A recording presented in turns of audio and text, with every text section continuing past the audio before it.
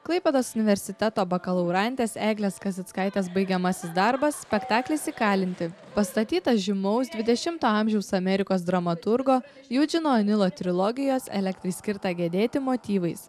Kūrinyje pasakojama freudiškai patologiška Menonų šeimos tragedija. Išryškinamas Edipo kompleksas, svarbi ir nenugalima kova su likimu. Anot spektaklio režisierės Eglės Kazickaitės, vos perskaičiusio O'Neillo dramą, ji intuityviai žinojo, kad pastatys spektaklį šio kūrinio motyvais.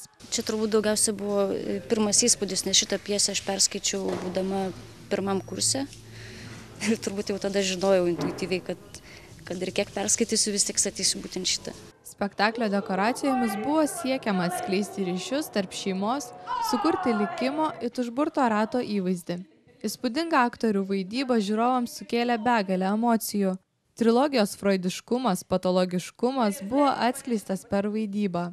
Jaunieji aktoriai Greta Kazlauskaitė įkūnijo Vinį, Kristina Menon vaidino Agnę Stalaučinskytę, o Gediminas Rimeika atliko net 2 vaidmenis – Ezros ir Orino Menonų. Visi aktoriai puikiai atskleidė tiek individualų spektaklio veikėjų tragiškumą, vidinę kovą tarp tiesos ir melo, tiek bendrą tragišką šeimos likimą. Režisūros studijos Klaipėdos universitete baigiančios Eglės Kazickaitės spektaklis vyko netradicinėje erdvėje.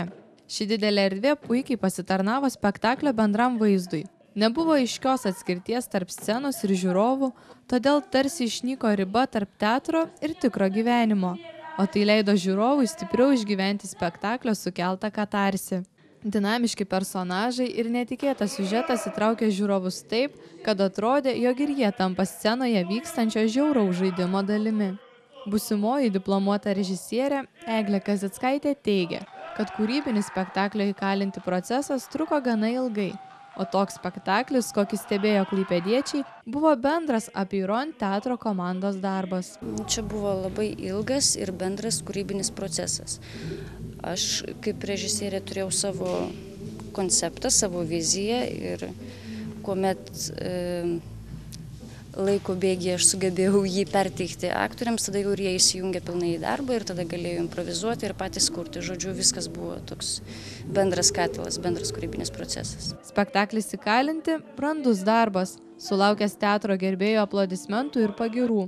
Gegužės 25-ąją Vilniaus menų spaustuvėje Įkalinti buvo pristatytas ir sostinės gyventojams.